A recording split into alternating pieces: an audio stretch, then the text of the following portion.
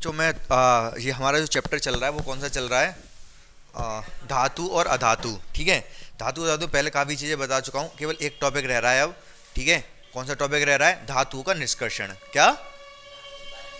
धातुओं का निष्कर्षण। तो क्या मतलब है इसका? धातुओं का निष्कर्षण का क्या तात्पर्य है? हैं?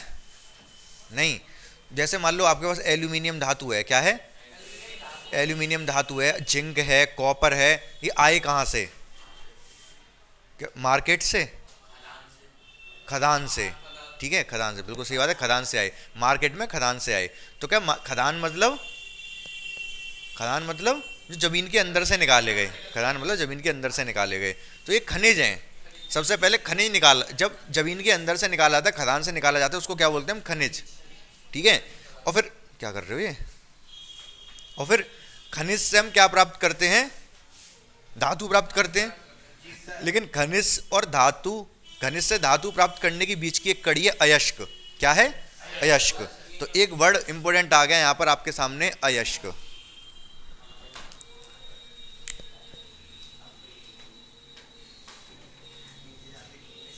ठीक है, ये वर्ड समझना है। क्वेश्चन सबसे पहले यही बन जाता है, खनिज, खनिज और अयस्क में क्या अंतर है? तो क्या आपको क्या लग रहा है? मैं बताता हूँ, छोड़ो अभी कुछ नहीं लग रहा हो। हैं? क्या क्या बोलते हो तुम यार बीच बीच में? तो खनिज और अयस्क दो चीज हो गई। तो खनिज और अयस्क में क्या अंतर है वो समझना पड़ेगा आपको सबसे पहले। तो क्या अंतर है? देखो, जब हम किसी चीज को जमीन से निकाल रहे हैं, मान लो दो चीजें हैं, एक ये है, एक ये है। इसके अंदर भी जिंक है,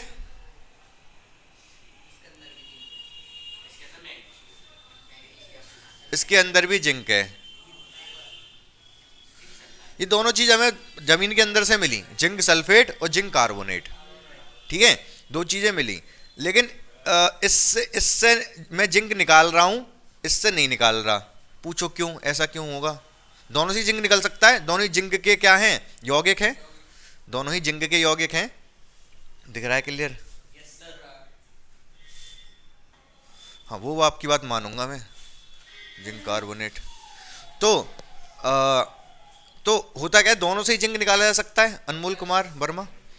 लेकिन मैं कह रहा हूं मैं इससे निकालूंगा, इससे नहीं निकालूंगा। ऐसा क्यों? क्या रीजन हो सकता है?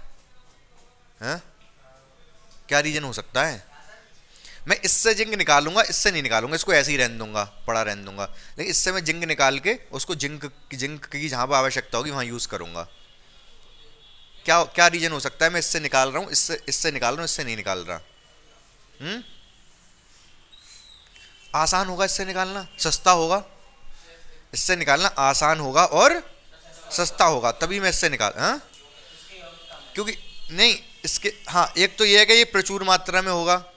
प्रचुर मात्रा मतलब काफ़ी ज़्यादा हर जगह अवेलेबल होगा। और दूसरा मतलब ये जिंक सल्फेट है, जिंक कार्बोनेट है। इसमें जो प्रोसेस होगा निकालने वाला, इससे जिंक निकालने वाला प्रोसेस थोड़ा आसान है, इससे जिंक निकालने वाला थोड़ा मुश्किल है। इसमें ज़्यादा पैसे खर्च हो जाएंगे निकालने में, इससे कम पैसे में निकल आएगा।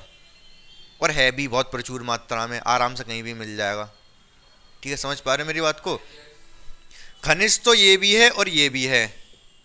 खनिज तो दोनों ही है, दोनों ही धरती के अंदर से मिल रहे हैं हमें। लेकिन ये हमारा अयस्क है और ये वाला अयस्क नहीं है। पूछो क्यों? ये अयस्क नहीं है। हाँ, जिससे हम उस धातु को निकालेंगे, जिस खनिज से हम धातु को निकालेंगे उसको अयस्क कहेंगे, और जिस खनिज से हम धातु नहीं निकाल रहे उसको अयस्क नहीं कहेंगे। समझ गए? तो अयस्क और खनिज में क्या अंतर है? क्या अंतर है अयस्क और खनिज में? अरे खनिज तो अयस्क, खनिज तो दोनों ही हैं। अयस्क केवल वो वाला, ये वाला नहीं है। हाँ, जिस खनिज से धातु का निकालना आसान हो और सस्ता हो।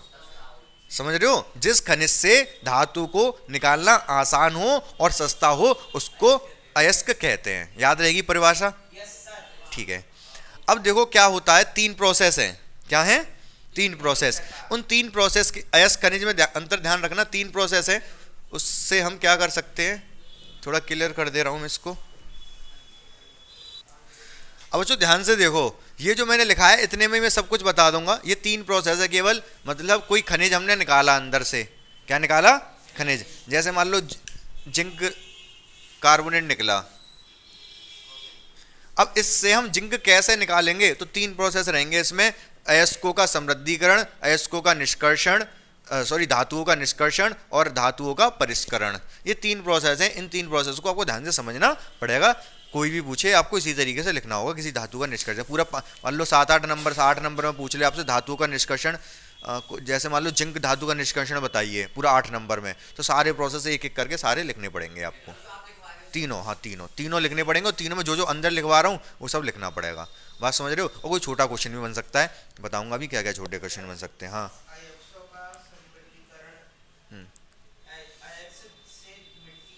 बस हाँ हाँ ठीक है ठीक है, इधर ध्यान से सुन लो, एक सेकंड रुक जाओ। तो सबसे पहले अयस्क का समृद्धीकरण। समृद्धीकरण का क्या तात्पर्य है? इसका तात्पर्य सीधा सीधा है, जैसे मान लो हमने क्या किया कि कोई खनिज लिया, ठीक है, कोई खनिज निकाला, अब हमें पता चल गया कि हाँ इस खनिज से हमें धातु निकालनी है, तो उसका नाम हो गया अयस्क।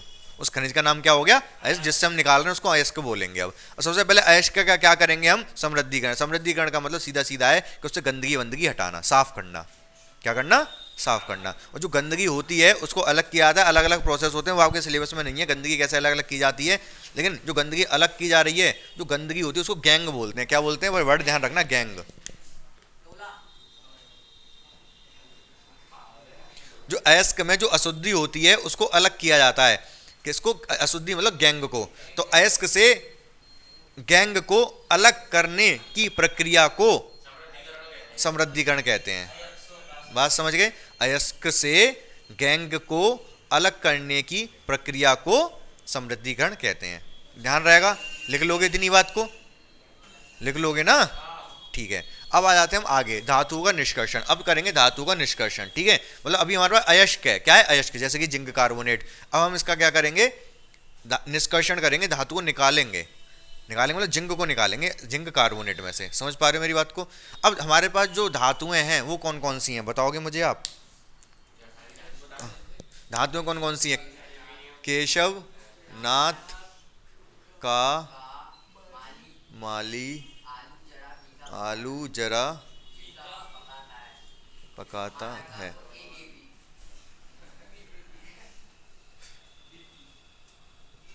पकाता है। इसके बाद आप लिख लो कॉपर, उसके बाद Hg, उसके बाद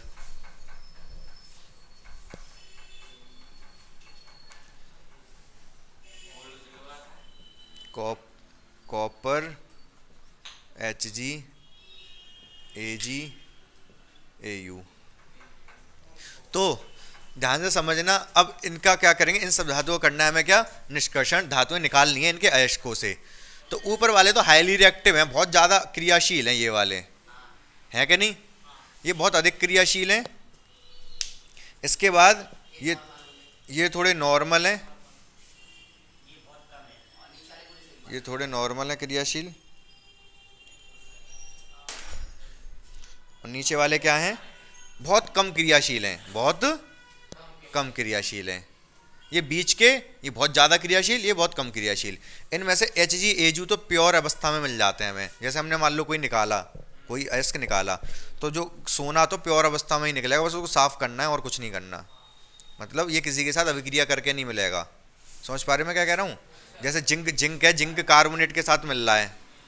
जिंक किसके साथ? जिंक सल्फाइड के साथ मिल रहा है, जिंक सल्फाइड। अभी देखेंगे हम जिंक जब निकालेंगे तो जिंक, ये दोनों जिंक के अयस्क हैं। क्या? जिंक सल्फाइड और जिंक कार्बोनेट, ठीक है। तो जिंक आपको इन्हीं दोनों अवस्थाओं में मिलेगा। इनमें से जिंक अलग निकालना पड़ेगा आपको। क्या करना पड़ेगा? इन दोनों में से जिंक निकालना पड़ेगा। लेकिन ये जो सोना है, Au मतलब सोना, तो सोना तो आपको प्योर सोना ही मिल जाएगा। निकालोगे जब खनिज निकालोगे ना धरती में से, तो प्योर सोना ही मिलेगा, प्योर चांदी मिलेगी। तो इनमें कुछ करना नहीं है आपको। समझ पा रहे हो मेरी बात? मरकरी मिलेगा। मरकरी कैसे मिलेगा? हाँ, तो कैसे मरकरी का बताता हूँ अभी। तो एक एक करके सारे हम पढ़ते जाएंगे। हम क्या करेंगे? धातुओं का निष्कर्षण। पहला जो था अयस्कों का समृद्धीकरण, इसमें मैंने इसकी डेफिनेशन बता दी आपको। क्या बता दी? गैंग को अलग करने की प्रक्रिया को समृद्धीकरण कहते हैं। अब मैं दूसरा प्रोसेस चल रहा है हमारा ये वाला, ठीक है। गैंग बता दो, अशुद्धि जो मिट्टी की जो भी सब है वो गैंग बोल रहे हैं उसको हम, ठीक है। अयस्क के साथ जो मिल के आ रही है। तो गैंग सबसे पहले यही होगा। तो मैंने ये प्रोसेस तो पूरा बता दिया, इसमें कुछ है नहीं, बस इतना ही है कि अशुद्धियों को अलग करना, गैंग को अलग करना समृद्धिकरण कहलाता है। अब जो मेन चीज़ है हमारा वो धातु का निष्कर्षण, ये सबसे ज़्यादा मेन है। ठीक है, तो धातु का निष्कर्षण में सबसे ये अधिक क्रियाशील है। तो अधिक क्रियाशील को तो हम किस प्रोसेस के थ्रू अलग कर सकते हैं धातुओं से? जो प्रोसेस होता है उसका वो होता है इलेक्ट्रोलिसिस, हिंदी में क्या बोलेंगे? वैद्युत अपघटन। क्या बोलेंगे इनको, कैसे करेंगे हम अलग? वैद्युत अपघटन। वैद्युत अपघटन का क्या मतलब है? जैसे मान लो Na, सोडियम हमें चाहिए, क्या चाहिए? सोडियम। तो सबसे पहले क्या करेंगे? समृद्धिकरण करेंगे। जो एस का आएगा, इसका एस के कौन सा है सबसे अच्छा? इसका एस NaCl है, NaCl। नमक लाया हमने, पहले उसको समृद्धि करेंगे, साफ करेंगे नमक को, और आसानी से मिल जाता है, समुद्र में है खूब मात्रा में, खूब निकाल लो। अब अगर सोडियम सल्फेट अगर जमीन के अंदर से निकल रहा है, आप क्या करोगे? जमीन के अंदर से पूरा सोडियम सल्फेट निकालोगे, फिर उससे सोडियम निकालोगे? नहीं, मुश्किल हो जाएगा, महंगा पड़ेगा। अरे समुद्र में है ना नमक निकाल लो, उससे सोडियम निकाल लो। ठीक है, सबसे पहले आपने NaCl लिया, ये अयस्क है, तो आप इसका समृद्धिकरण कर लोगे, साफ कर लोगे। उसके बाद क्या होगा? धातु का निष्कर्षण। तो धातु के निष्कर्षण में दूसरे वाले प्रोसेस में आप इसमें क्या करोगे? विद्युत अपघटन कर दोगे। NaCl को क्या NaCl में विद्युत प्रवाहित कर दोगे। क्या प्रवाहित कर दोगे? विद्युत। जब विद्युत प्रवाहित कर दोगे Na अलग हो जाएगा और Cl अलग हो जाएगा। ठीक है, समझ पा रहे मेरी बात को? तो Na प्लस Cl माइनस में हो गया। अब यहाँ पर जो Na प्लस है, इसको एक इलेक्ट्रॉन दे दो तो ये सोडियम बन जाएगा। Na प्लस मतलब एक सोडियम, एक इलेक्ट्रॉन की कमी है। समझ पा रहे मेरी बात को? इसको एक इलेक्ट्रॉन मिल जाए अगर सोडियम Na प्लस को, तो ये सोडियम बन गया, सोडियम धातु मिल गई। समझ पा रहे मेरी बात को यहाँ या ना? हैं? इसके बाद धातु का परिष्करण। इसके बाद तीसरा जो परिष्करण है वो भी समझाऊंगा क्या होता है। समझ पा रहे हो? मतलब जैसे अगर सोडियम का आ जाए तो सोडियम का क्या? सबसे पहले समृद्धिकरण, निष्कर्षण, फिर परिष्करण। परिष्करण बताऊंगा क्या होता है अभी। समझ रहे हो मेरी बात को 100%? हाँ, क्या ये क्या समझ में नहीं आया? इसमें NaCl था, विद्युत प्रवाहित की, इसमें वैद्युत, Na टूट गया Na प्लस, Cl टूट गया Cl माइनस। ठीक है, फिर इस Na प्लस में एक इलेक्ट्रॉन कम है ना, इसको एक इलेक्ट्रॉन दे दिया, इलेक्ट्रॉन मिलते ही ये Na सोडियम धातु बन गई। Na प्लस है ना, एक Cl को चला गया ना इलेक्ट्रॉन।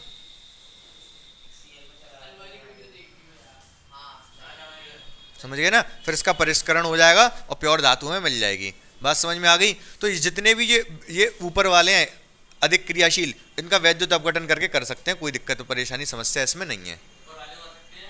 सारे, हाँ ये सारे नहीं, केवल ये ऊपर वाले, यहाँ से लेके यहाँ तक इनका वैद्युत अपघटन करके इनको प्राप्त किया जा सकता है। हाँ बताऊंगा यार, तुम कैसी बात कर रहे हो? मैंने बात खत्म थोड़े ना कर दी अभी।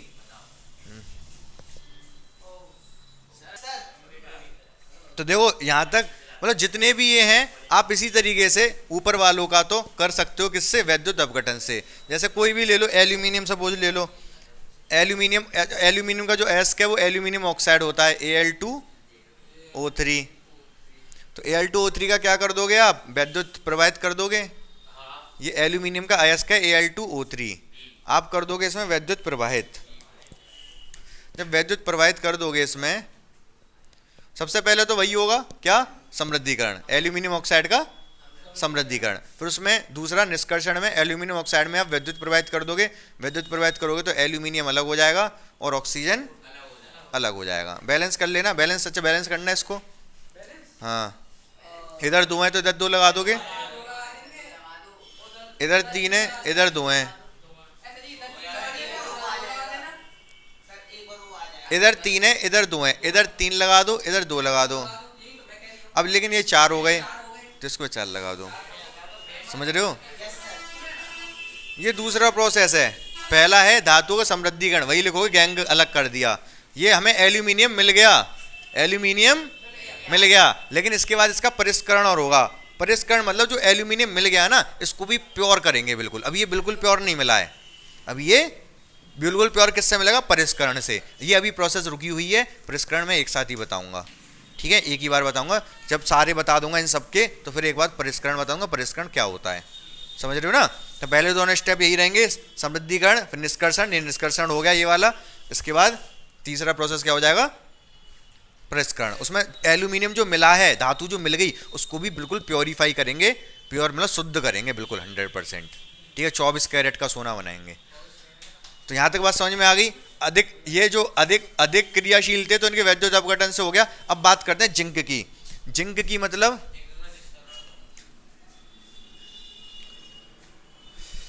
मध्यम क्रियाशील तत्व के बारे में बात कर रहे हैं। किसके बारे में बात कर रहे हैं, मध्यम क्रियाशील धातु के बारे में बात कर रहे हैं। इसी तरीके से लिख रखा है आपकी किताब में, क्रियाशीलता मध्य में स्थित। हाँ, तो अब ये जो प्रोसेस चलेगा, ये मैं जो बता रहा हूं इनके लिए बता रहा हूं, इसके लिए बताऊंगा मैं। तो मध्यम क्रियाशील, तो मध्यम क्रियाशील में मैं ले रहा हूं किसको, जिंक को। किसको, जिंक। तो जिंक ले लिया मैंने। जिंक से देखेंगे जिंक हम कैसे प्राप्त करेंगे, इसके अयस्क से। ठीक है, तो हमारे पास दो अयस्क हैं जिंक के। कौन कौन से, जिंक कार्बोनेट और जिंक सल्फाइड। जिंक सल्फाइड, ये दो अयस्क हैं। इन दोनों को अयस्क बोलेंगे क्योंकि इनसे हम जिंक धातु निकाल सकते हैं आसानी से। ध्यान से देखो इधर। ठीक है, ये दोनों अयस्क हो गए। पहला प्रोसेस क्या होगा, पहला क्या करेंगे, सबसे पहले समृद्धिकरण। ठीक है, सबसे पहले जिंक का क्या होगा, समृद्धिकरण। दूसरा प्रोसेस क्या होगा, निष्कर्षण। निष्कर्षण होगा। ठीक है, अब निष्कर्षण कैसे करेंगे, ध्यान से समझोगे मेरी बात को। जिंक कार्बोनेट, जिंक सल्फाइड, दो चीजें। ठीक है, तो दो चीज हैं, तो यहां पर दोनों के लिए अलग अलग प्रोसेस है। एक होता है भर्जन, एक होता है निस्तापन। अगर आपके पास जिंक सल्फाइड है, अगर आपके पास जिंक सल्फाइड है तो इसका होगा भर्जन। ऑक्सीजन से अभिक्रिया करवा देंगे, ऑक्सीजन से अभिक्रिया करके इसको गर्म किया जाएगा। तो क्या हो जाएगा इसमें, ये बन जाएगा आपका zinc oxide plus sulphur dioxide. और एक होता है, ये भर्जन कब होगा, जब हमारे पास अयस्क कौन सा होगा, जिंक सल्फाइड।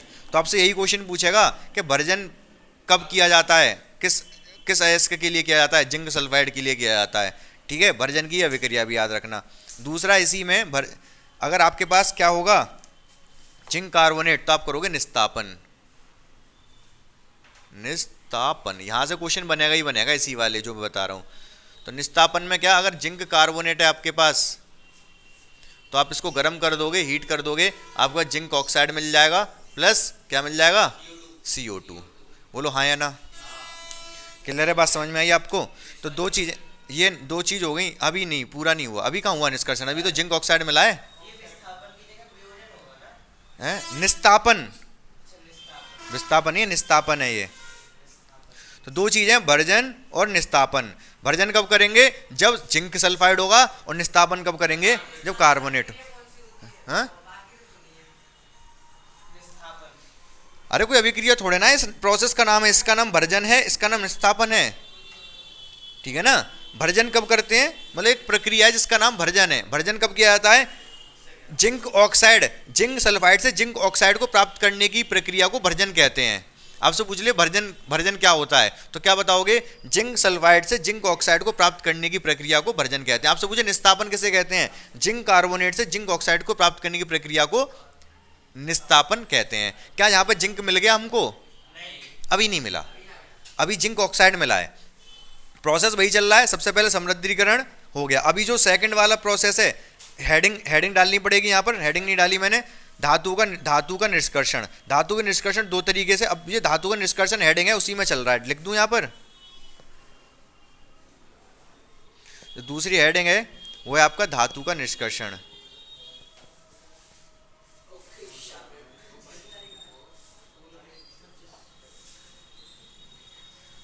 ये धातु का निष्कर्षण चल रहा है अब। ये पहला समृद्धिकरण हो गया था। तो सेकंड वाले इसमें प्रोसेस में, ये दो प्रोसेस अभी तक बता दी मैंने, डिपेंड करेगा कि अयस्क कौन सा है।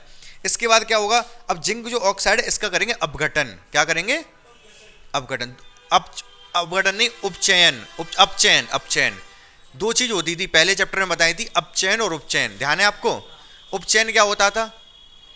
ऑक्सीजन का आना, हाइड्रोजन का जाना, उपचयन। अपचयन क्या था?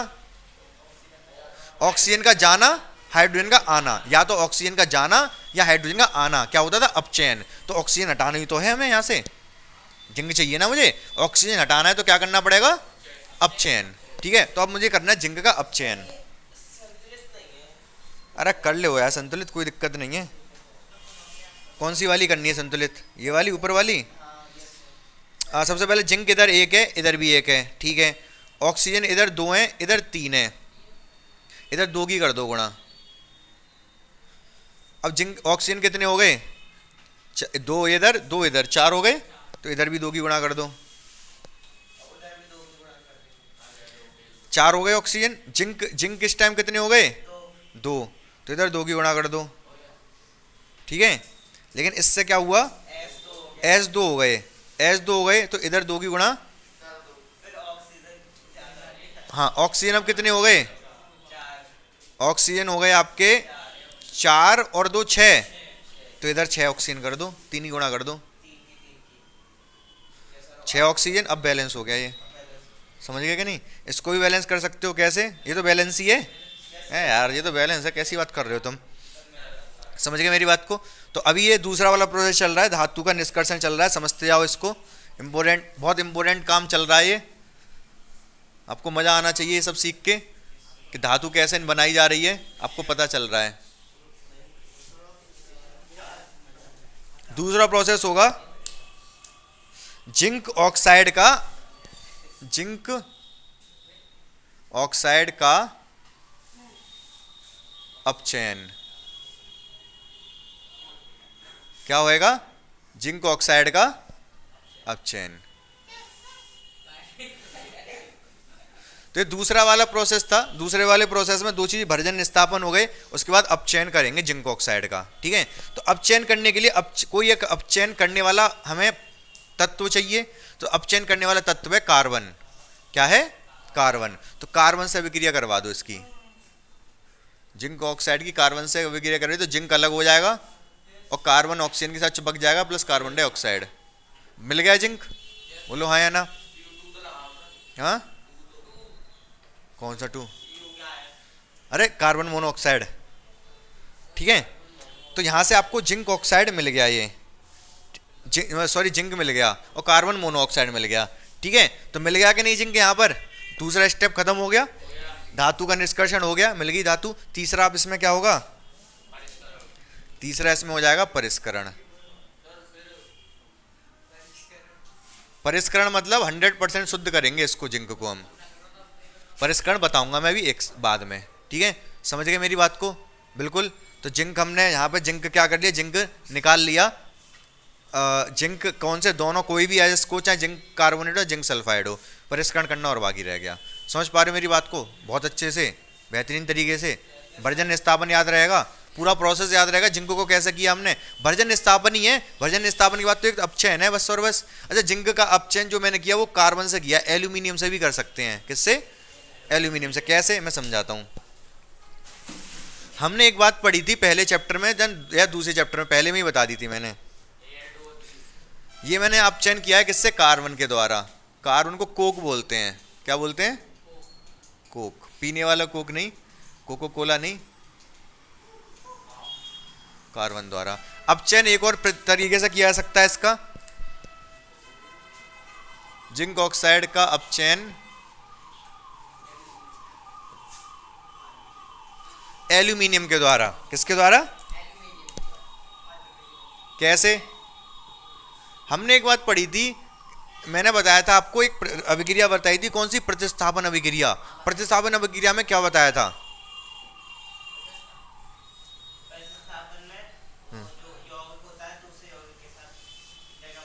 जगह बदल देता है। Highly reactive metal, low reactive metal को उसकी जगह से हटा देता है। मैंने बताया था। अगर ताकतवर आदमी होगा, हाँ हाँ, तो और मैं क्या कह रहा हूँ, बात तो एक ही है। तो ताकतवर आदमी कमजोर आदमी को दबा देता है, दबा नहीं देता है, हटा देता है, ठीक है। तो यहाँ पर क्या होगा? ऐसी जिंक ऑक्साइड है, अगर मैं अभिक्रिया करवा दूं इसकी एल्यूमिनियम के साथ, तो एल्यूमिनियम जिंक को हटा देगा, मतलब जिंक ऑक्साइड, जिंक अलग हो जाएगा और एल्यूमिनियम ऑक्साइड बन जाएगा। समझ रहे हो? तो अभी जिंक मिल गया हमको। तो जिंक का अपचयन हमने दो तरीके से कर दिया। अब इसके बाद वही परिष्करण करना है, वो तो बता ही दिया मैंने परिष्करण। तो जिंक के बारे में जितने भी क्वेश्चन आ सकते थे, जिंक धातु को निकालने के बारे में, वो सारे बता दिए मैंने। समझ गए आप? ठीक है, हाँ सर जी। तो बच्चों ध्यान से सुनो इधर, ये तो आपको समझ आ गया, मैं मिटा दे रहा हूँ। तो हमने किसका, जिंक का कर लिया। आपको समझ भी आ गया हो, जिंक में कोई दिक्कत नहीं होगी कि जिंक को अगर हमें निकालना है कैसे निकाला जाएगा। ठीक है, तो अब बात करेंगे हम दो चीज़ों की। एक तो मैं बात कर रहा हूँ सबसे पहले आयरन की। किसकी? आयरन की।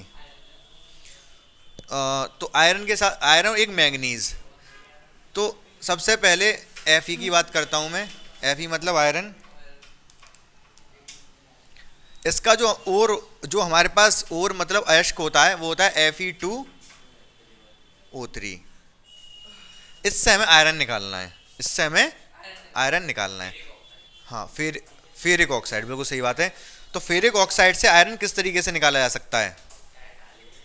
अब बहुत ध्यान से सुनना। जैसे जिंक कार्बोनेट था और जिंक सल्फाइड था, ये दोनों थे अयस्क। इनसे मैंने क्या, जिंक ऑक्साइड बनाया। पहले क्या बनाया था? Zinc oxide. फिर उससे मैंने उसका अपचयन कर दिया था। तो यहाँ तो सीधे सीधे जो इसका हमें अयस्क मिल रहा है वो ऑक्साइड ही है। तो अयस्क मिल रहा है आयरन का, लोहे का, वो ऑक्साइड ही है। ठीक है, तो अब यहाँ पर कुछ करना नहीं है, सीधे सीधे अपचयन करना है, बात खत्म। क्या करना है? अपचयन करना है, बात खत्म। तो अगर आयरन की बात करें तो बस पहले तो इसका क्या हो जाएगा? समृद्धिकरण। सबसे पहले क्या हो जाएगा? समृद्धिकरण। दूसरा इसका हो जाएगा Fe2O3 का अपचयन। तो Fe2O3 का अपचयन। तो जो दूसरी वाली प्रक्रिया धातु का निष्कर्षण, उसमें केवल हमें इसका अपचयन करना। और क्या? अपचयन, क्योंकि ऑक्साइड ही मिलाना है इस बार। इसका जो अयस्क होता है वो ऑक्साइड ही होता है, दिक्कत ही नहीं है। यहाँ कार्बोनेट और सल्फाइड तो पहले ऑक्साइड ही तो बनाया था मैंने, ध्यान है कि नहीं? पिछला वाला प्रोसेस। यहाँ पर सीधे ऑक्साइड मिल रहा है, तो सीधे सीधे अपचयन करना है। तो इसका जो अपचयन हो जाएगा वो किससे हो जाएगा? एल्यूमिनियम के द्वारा। एल्यूमिनियम इससे ज़्यादा, ये रहा एल्यूमिनियम, ये रहा, तो एल्यूमिनियम से इसका अपचयन हो जाएगा। क्या बन जाएगा? Al2O3 plus Fe। मिल गया Fe हमको? बोलो हाँ या ना? अब ये जो अभिक्रिया है, ये जो अभिक्रिया है, इसको कौन सी अभिक्रिया बोला जाता है? थर्मिट अभिक्रिया। थर्मिट, याद रख लेना, थर्माइट बोलते हैं इंग्लिश में, हिंदी में थर्मिट। थर्मिट अभिक्रिया बहुत इंपॉर्टेंट है ये वाली अभिक्रिया। आपसे वो इतना ही पूछ लेगा, कुछ नहीं पूछेगा, कहेगा थर्मिट अभिक्रिया क्या होती है बताइए। तो आपको बस ये अभिक्रिया लिखनी है और कुछ नहीं करना। समझ रहे हो मेरी बात को? थर्मिट अभिक्रिया बोले तो सिर्फ और सिर्फ इतना करना है, कुछ नहीं करना। ठीक है, ये अपचयन कर देना है किसका? आयरन का, लोहे का। समझ गए? तो हो गया, मिल गया आयरन। तीसरी प्रक्रिया क्या होगी? परिष्करण हो जाएगा, मिल जाएगा पूरा प्योर आयरन। समझ गए मेरी बात को? कोई दिक्कत नहीं है, हाँ या ना? ठीक है, हाँ अभी बताऊंगा उसको, अभी बताया ही नहीं वो मैंने, परिष्करण। हाँ हाँ हाँ, आयरन नीचे है, इसके अधिक अभिक्रियाशील धातु से अभिक्रिया जब कराई तो उसने क्या किया? Fe को हटा दिया और खुद आ गया। सी से नहीं किया है इस बार, एल्यूमिनियम से किया है। किसी से भी कर सकते हो, यहाँ पर ये इंपॉर्टेंट है थर्मिट अभिक्रिया, जिसमें एल्यूमिनियम से इसका अपचयन होता है, इसका फेरिक ऑक्साइड का। समझ पा रहे हो मेरी बात को? 100% अपचयन कर दिया हमने, आयरन का पूरा हो गया। अब इसके बाद मैं बात कर लेता हूँ किसकी? मैंगनीज की। मैंगनीज का पूछ लेता है पेपर में। तो मैंगनीज का अयस्क क्या है? मैंगनीज का अयस्क है MnO2। क्या है?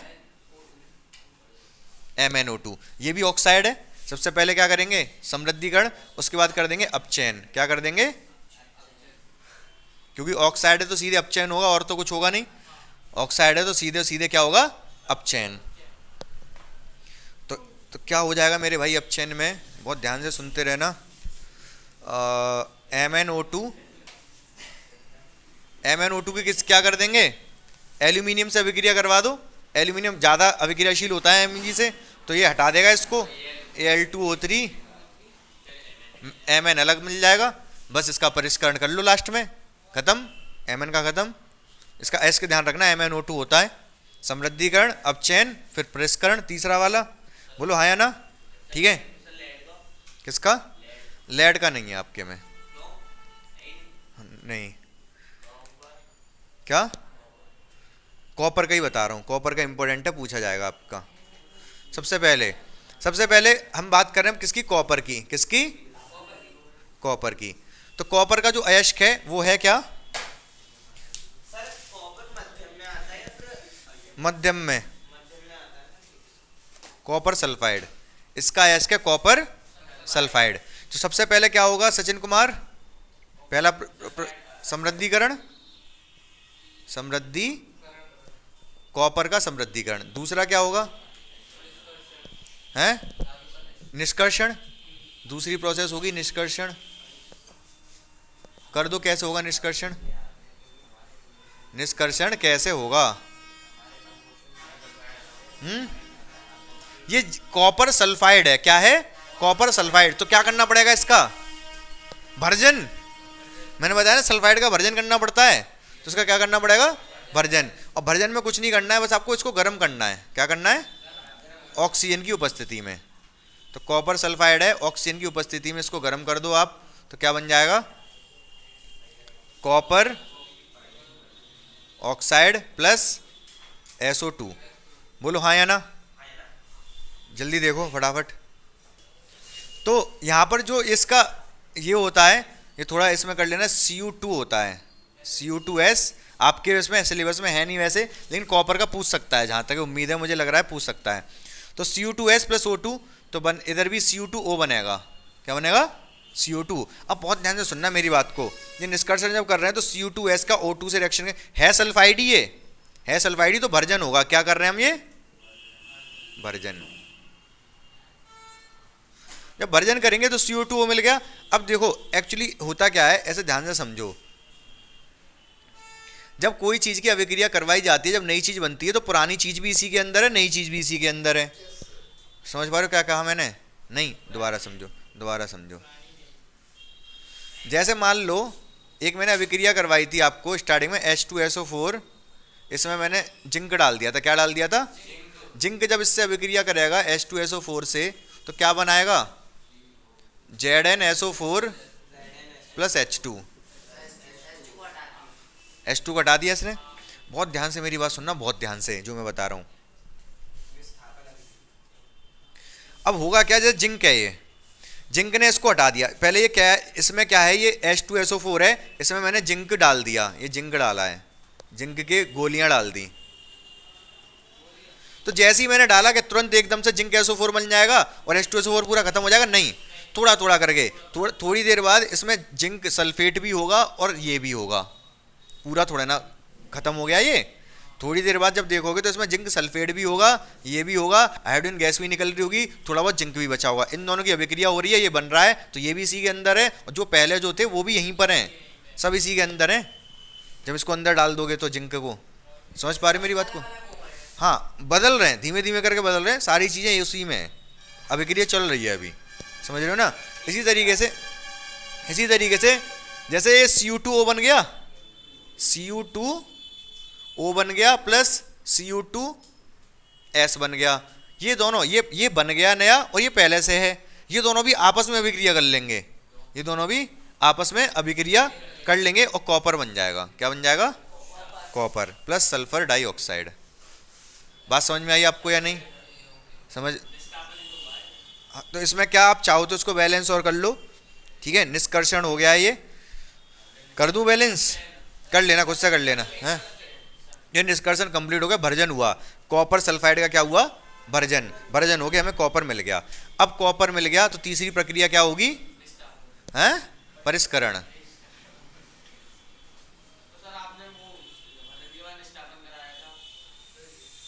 वो तो उसमें तो दो थे ना, जिंक कार्बोनेट भी था, जिंक कार्बोनेट का करवाया था मैंने। अगर जिंक सल्फाइड केवल जिंक सल्फाइड से करवाता तो फिर निस्तापन थोड़े ना करवाता, मैंने दोनों एक साथ बता दिए थे उसमें, जिंक कार्बोनेट और जिंक सल्फाइड।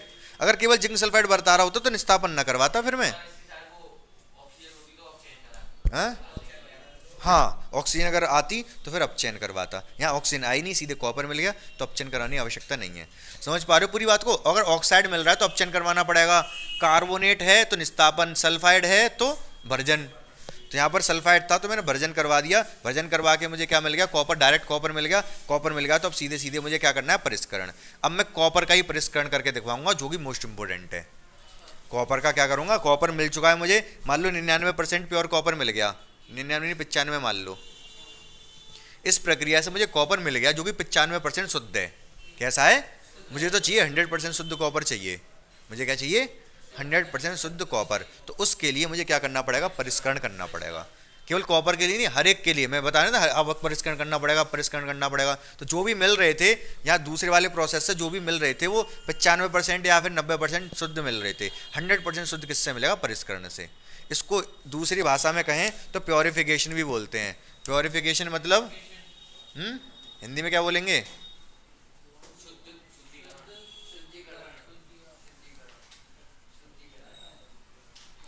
परिष्करण को क्या बोलते हैं? प्योरिफिकेशन। तो प्योर किया जाएगा।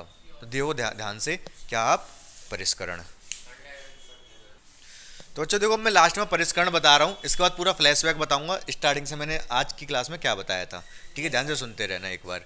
ठीक है, परिष्करण, परिष्करण कैसा होता है? वैद्युत अपघटन द्वारा। कैसे? वैद्युत, यार क्या है ये मार्कर में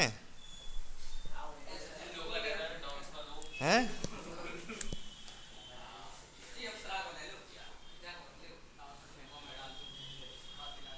तो कैसे करते हैं परिष्करण? वैद्युत अपघटन द्वारा।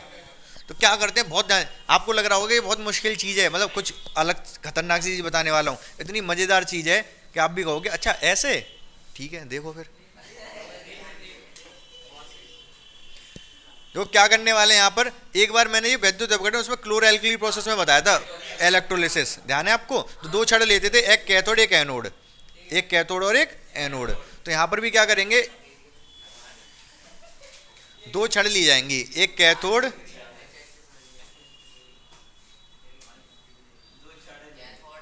और एक एनोड।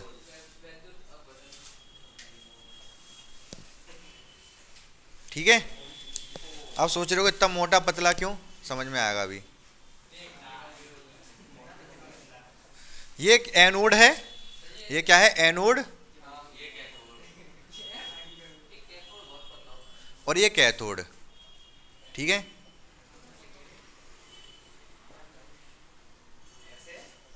तो आप सोच रहे हो ये इतना पतला इतना मोटा क्यों? मैं बताता हूँ, ध्यान से सुनना। अभी जो मैंने कॉपर निकाला था, किससे? कौन सी? भर्जन द्वारा। जो जितना भी मेरे पास कॉपर आया वो मैंने एनोड बना दिया, एनोड पर टांग दिया। ठीक है, मतलब नेगेटिव वाले पे ये पॉजिटिव है, ये नेगेटिव है, नेगेटिव वाले पे टांग दिया अशुद्ध वाला। थोड़ा बहुत तो शुद्ध होगा मेरे पास पहले से कॉपर 100%, वो शुद्ध वाला पॉजिटिव पे टांग दिया। समझ रहे हो मेरी बात को? ये अशुद्ध वाला है, ये शुद्ध है, बिल्कुल शुद्ध। अब जैसे ही मैं इसमें विद्युत प्रवाहित करूंगा, यहाँ स्विच लगा दो, कुंजी, कुंजी बोलते हैं स्विच को। जैसे ही मैं स्विच ऑन करूंगा, यहाँ से क्या होगा? जो कॉपर है उस पर कैसा आयन बनेगा? पॉजिटिव या नेगेटिव? +2 पॉजिटिव, पॉजिटिव आयन बनता है। पॉजिटिव की तरफ ही भागेगा। यहाँ से क्या करेगा सचिन कुमार? ये यहाँ से टूट टूट के इसमें से कॉपर 2+ है ये, इस पे जाएगा। समझ रहे हो मेरी बात को? यहाँ से निकलेगा, नेगेटिव से निकलेगा, नेगेटिव पर रखा है तो यहाँ से निकल के भागेगा पॉजिटिव की तरफ, क्योंकि इस पे पॉजिटिव की तरफ काय को भागेगा यार? हैं? ये मैंने उल्टा बना दिया, कटाइन नहीं, उल्टा बना दिया। सही, कैथोड की तरफ ही जाएगा, लेकिन ये नेगेटिव होगा, ये पॉजिटिव होगा। कैथोड नेगेटिव होता है, कैथोड होता है नेगेटिव, और एनोड होता है पॉजिटिव। नहीं कोई बात नहीं, कैथोड होता है नेगेटिव और एनोड होता है पॉजिटिव। तो हमने एनोड पे मतलब पॉजिटिव वाले पे टांग दिया किसको? कॉपर को, जो हमने मिला है अभी, अशुद्ध जो मिला है, और थोड़ा बहुत शुद्ध वाला कैथोड पे टांग दिया। समझ रहे हो मेरी बात को? तो यहाँ से ये क्या जाएगा? पॉजिटिव होता है इस पे चार्ज, चार्ज को हिंदी में क्या बोलते हैं? आवेश। पॉजिटिव आवेश है तो नेगेटिव वाले पे जाएगा, नेगेटिव प्लेट पे, ये नेगेटिव पे जाता रहेगा, ये पतली होती जाएगी और ये मोटी होती जाएगी। यहाँ पर जो अशुद्धियाँ इसमें से वो निकल के नीचे आती जाएंगी। समझ पा रहे हो? ये सॉल्यूशन किसका है हमारे पास? ये किसी के अंदर तो डुबोई जाएंगी ना। नहीं, ब्रायन विलियन नहीं। अम्लीयकृत क्या? कॉपर सल्फेट विलयन। ये जो विलयन है, क्योंकि कॉपर का शुद्धिकरण कर रहे हैं तो कॉपर सल्फेट ही लेंगे। कॉपर का शुद्धिकरण कर रहे हैं तो ये जो विलयन है, लाल लाल से बना देना चाहिए था वैसे मुझे। चलो बन गया, हटाओ, ये लिख दे रहा हूँ यहाँ पर बीच में Cu2+। ये कॉपर इधर से इधर जा रहा है। ये जो विलयन है ये आपका कॉपर सल्फेट, कौन सा? अम्लीकृत, अम्लीकृत कॉपर सल्फेट विलयन है ये। तो इसी विलयन के अंदर हमने ये सारी प्रक्रिया की। एनोड पे क्या टांगा? अशुद्ध कॉपर, कैथोड पे थोड़ा सा शुद्ध कॉपर।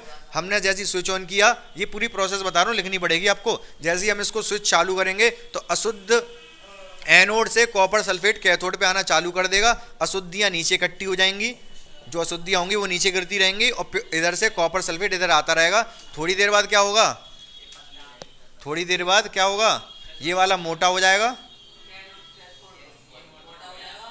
और ये पतला हो जाएगा। समझ पाया मेरी बात को? तो ये मोटा, ये शुद्ध मिल गया हमको। इसके छड़ को उठा के अलग रख लिया हमने। शुद्ध कॉपर 100% शुद्ध मिल गया, 100% शुद्ध कॉपर मिल गया। हाँ हाँ हाँ, वो तो हाँ वो तो ये पॉजिटिव ही रहेगा, ये नेगेटिव, उसमें क्या दिक्कत है? समझ पाए आप? तो पूरा प्रोसेस लिख लोगे। क्या करते हैं परिष्करण में? क्या करते हैं? एनोड पर अशुद्ध धातु ली जाती है, ठीक है, और कैथोड पर थोड़ी सी शुद्ध धातु ली जाती है। जैसे ही हम स्विच ऑन करते हैं तो क्या होता है? एनोड से अशुद्ध धातु शुद्ध होकर कैथोड पे आती जाती है और अशुद्धियाँ एनोड के नीचे इकट्ठी होती जाती हैं। अशुद्धियाँ एनोड के नीचे इकट्ठी होती जाती हैं। इस तरीके से कैथोड की छड़ मोटी होती जाती है, एनोड की छड़ पतली होती जाती है। तो हमें इस तरीके से कैथोड पर शुद्ध धातु प्राप्त हो जाती है। अब मैं यहाँ धातु बोल रहा हूँ, आपसे जिसका भी पूछा जाएगा, कॉपर का, सोडियम का, जिंक का, उसका आप लिख दोगे इसी तरीके से बिल्कुल। ये मैंने किसका बताया? कॉपर के लिए। लेकिन आपसे जिसका भी पूछा जाए आप उसका बता सकते हो। अगर किसी का ना पूछा जाए, केवल परिष्करण बोले कि परिष्करण समझाइए, तो आप कॉपर ही ले लेना एग्जाम्पल में। माना कि हम कॉपर को क्या कर रहे हैं? कॉपर का परिष्करण कर रहे हैं, ठीक है। हमारे पास अशुद्ध कॉपर प्राप्त हो चुका है, किससे? धातु के निष्कर्षण द्वारा। अब हमें क्या करना है? उस अशुद्ध कॉपर का परिष्करण करके शुद्ध कॉपर प्राप्त करना है परिष्करण के द्वारा। तो इसमें क्या, यही सब प्रोसेस बता दोगे, फिर एनोड कैथोड वगैरह। ध्यान से एक एक चीज़ रट लेना जो जो मैंने बताई है आज, ठीक है। सारे ये सारा इंपॉर्टेंट है, कुछ भी आपके पेपर में आ सकता है। हाँ, एक थोड़ी सी चीज़ और रह गई है, ठीक है। एक बार मैं दोबारा से बता दे रहा हूँ क्या क्या बताया मैंने कहा था इन सभी धातु को हमें निकालना है। इनका क्या करना है? धातु को निकालना है, मतलब धातु का निष्कर्षण करना है। तो सबसे पहले मैंने बताया कि कोई खनिज निकालते हैं हम। खनिज, कुछ खनिज ऐसे होते हैं जिनसे निकालना मुश्किल होता है, कुछ खनिज ऐसे होते हैं जिनसे निकालना आसान और सस्ता पड़ता है। जिन खनिज से निकालना आसान और सस्ता पड़ता है उनको अयस्क कहते हैं। क्या कहते हैं? अयस्क, ठीक है। तो अयस्क से हम क्या करेंगे? धातु को निकालेंगे। जो ऊपर वाली अधिक अभिक्रियाशील है, इनका तो केवल सीधे सीधे वैद्युत अपघटन करते हैं।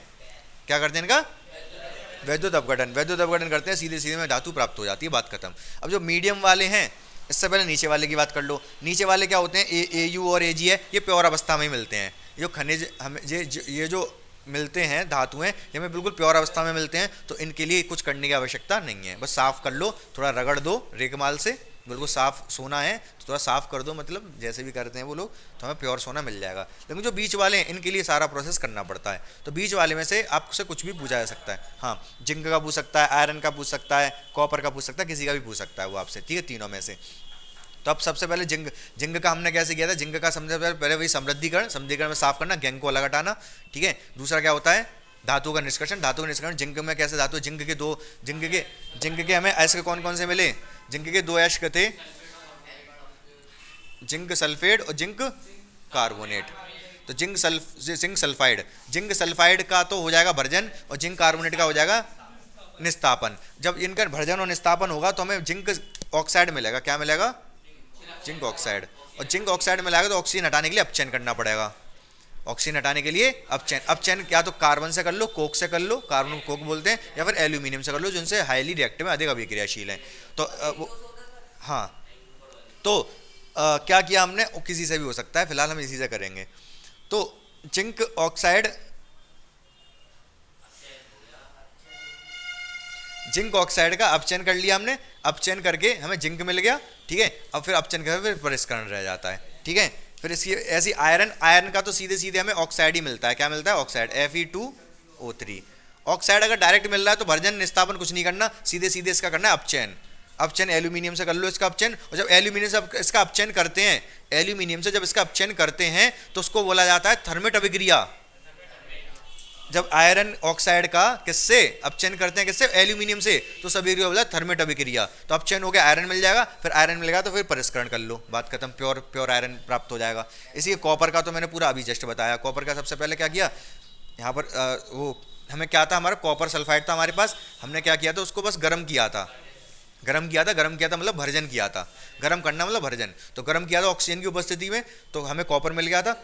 हाँ, विद्युत कहाँ दी थी, अभी जस्ट बताया ना इससे पहले, कॉपर, अरे कॉपर सल्फाइड था, मैंने इसका भर्जन किया, ऑक्सीजन की उपस्थिति में गर्म किया, तो कॉपर ऑक्साइड मिला था प्लस SO2, फिर इसका वापस इससे रिएक्शन करवाई थी Cu2O प्लस Cu2S, तो हमें कॉपर मिल गया था।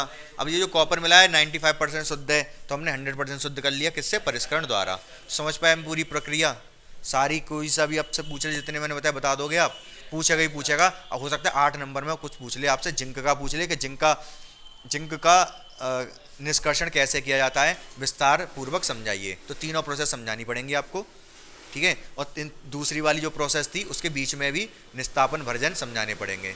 समझ रहे हो मेरी बात को। कॉपर का पूछे तो कॉपर का भी बता दोगे, तीनों चीज़ें बतानी है, समझ गए, बिल्कुल क्लियर है, बहुत बेहतरीन तरीके से। 8 नंबर का सवाल छपा रखा है, ये मान लो 8 नंबर आज पक्के हो गए इतनी सी क्लास से। केवल कितने मिनट की क्लास होगी आज की,